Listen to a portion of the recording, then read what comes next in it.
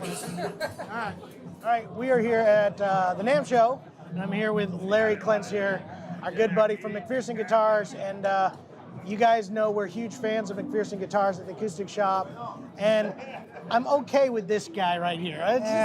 Me and him have got this really strange relationship where we just talk trash about each other all the time. Well, and it's worked out. That's what brothers do. Is that what brothers do? That's what brothers do, even though you're adopted. I don't claim you. Extremely adopted. Anyway, Mcpherson Guitars, super high quality. How did the connection come? Matt Mcpherson has Matthews bows. Was it first or? Oh, I get that question constantly. What came first, the bow or the guitar? The chicken or the egg? So here's the reality. I've known Matt for 41, 42 years. Right after high school, 17 years old, ran into each other at church. And he was already toying around with both items. Really? So here's the birth of Matt in general. Wait, are we really going to go there? We're going, yeah. We're going to the birth of Matt. It was a cold day. Yeah, it was a Tuesday, 1940. So Matt's parents were preachers. So it was there's 7 children in the family, and they were not heavy on funds, having 7 children and being a traveling minister. So they needed to get some food. So Matt's dad tells the mother, I'm going to take these boys and we're going to go hunt a deer for food. So I got to get him some guns. And Mom says, you're not getting these crazy boys anything but the gun. So all families, mothers right now. Yeah, they're all the same. Shoot an eye out, right? That's right. So Dad says, well, how about if I just get him a bow and arrow?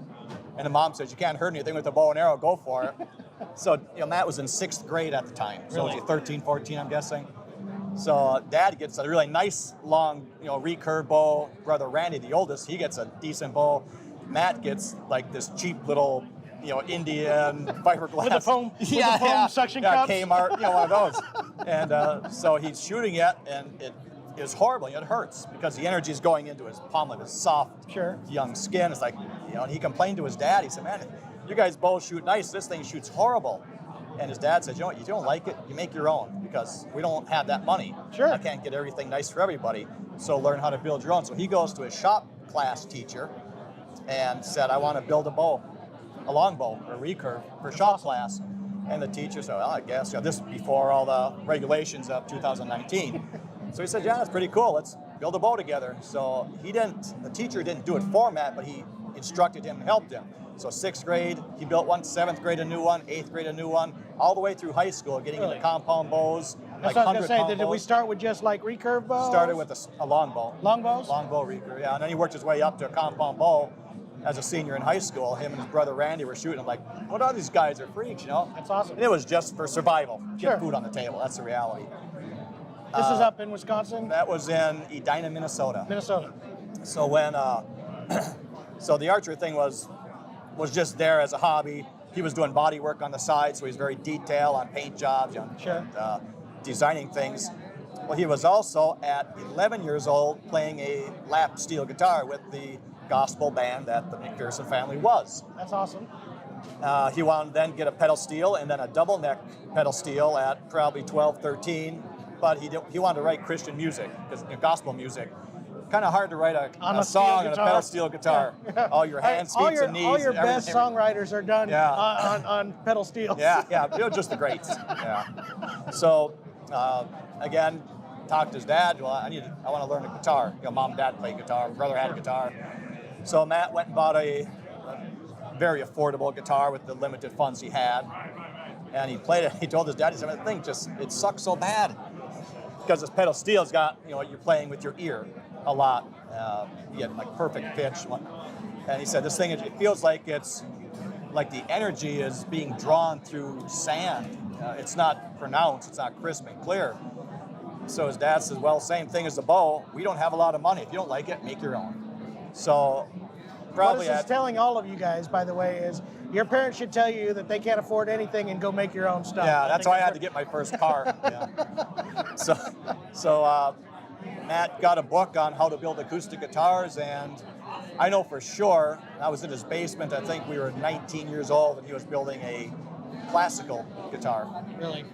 With a rosette, I mean, nice little detail with a pair of pliers. It took him like a month just to do the inlays on it, but it was perfect. Really? And he sold that thing for, I think, $1,350 in 1977, 78. That's pretty darn good for a guy who's not built any guitars before. So he built a few, and then eventually got into the design changes, life changes. The archery thing started, chasing his dream as an inventor and a businessman. So Matthew's Archery of today started in 1992. Mcpherson Archery was probably 1980 with some partners, just as a young guy. He started building Mcpherson guitars with the 3 sound holes. You've seen those maybe on eBay a little bit. Sure enough. There's only about 500 made in Japan for the most part. Just new ideas, no money to start a company. Just something to kind of test out an idea, right? So they both started about the same time, just as a young guy with a need in life. It wasn't a desire to build a bow or desire to build a guitar. It was, I need a better bow and I need a better guitar, and I can only afford so much, so I'll make it myself. No one to argue with except that is myself. Awesome. That's a good ingenuitive spirit, and I severely admire that. That's really awesome. Yeah.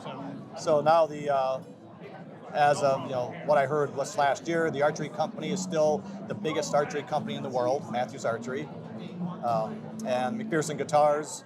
We are far from big. We choose to do what we do number-wise, handcraftsmen, building these.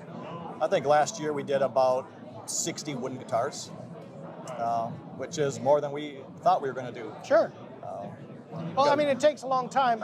You guys that have looked at Mcpherson guitars know these are just gorgeous instruments with every detail just perfectly done, and you don't slop that out in 6 weeks. It just doesn't work that way. The minimum build time for one of our wooden guitars is 6 months, at the very minimum, 6 to 8 months. If there's inlays and a little more customizations, it might stretch out a little bit.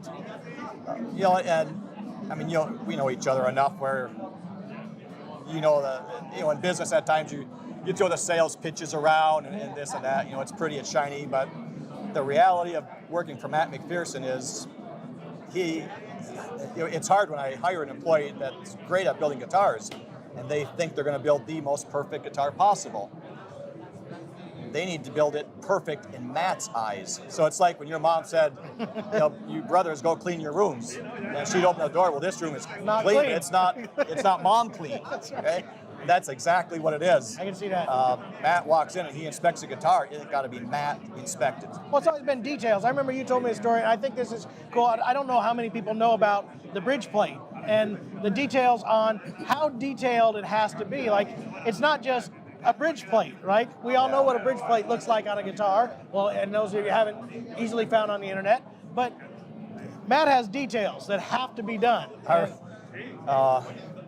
It's such a joy to work for someone that is so not standard production. Okay, so our bridge plates are East Indian rosewood. We will use a Brazilian on a high-end custom. It's not going to sound any different, but they're paying a lot of money. Let's use Brazilian. So East Indian rosewood, and if you looked on the inside of the guitar top with a mirror underneath your bridge, the bridge plates. Which everybody does all the time. Yeah, all the time. Yeah. I actually had somebody ask me earlier today if I had a mirror here to look at it. And all of the grain on that is on a 45-degree angle. So we don't just take a piece of wood and throw it there, making it Indian rosewood. We tilt it on a 45-degree angle, and the reason for that is the top of the guitar grain goes straight up. We have a graft inside for our bracing, 3 pieces, one's down, one's up, so it follows the brace follows the grain specifically to a certain point. So I got this, now I got this. Now he made the bridge plate at 45, so everything is cross-woven for the maximum possible strength in that high tension area on the guitar. So then we have Mcpherson guitar logo in mother of pearl, which is the same on our head caps. It's put in upside down in reverse, inlaid into that bridge plate. So when you put a mirror inside, to work on your electronics, your bracing or whatever, the first thing you're going to see is Mcpherson in that mirror, right side up. Right side up. And the reason for that, the story behind that, is when Matt was a young boy, 12, I'm guessing, around there. His mom did a lot of estate sale, chase a garage sale and then resell it for money to feed the kids. Sure.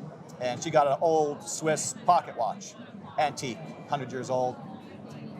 And Matt was a good boy, really. He's very, very respectful and good young man. So she goes, I'm going to give this to you. So being a 12-year-old boy, heaven forbid you leave anything alone. Being our age, we don't leave anything alone. It's even worse. I know. So he takes the back off the watch to look at all these little Swiss movements, and on the inside of the back of that watch, there was a signature inscribed. He didn't know what it was, so he asked his dad. He said, "What's this mean?" He said, "Well, it's made overseas. It's a Swiss watch, very old. It was made by a master, watchmaker, I guess you call him." He said the guy is so proud of what he designed here that he signed his name inside. So Matt, at that point, at that young age, he said, if I ever build something that is so unique that I'm so proud of, I'm going to make sure my name is inside.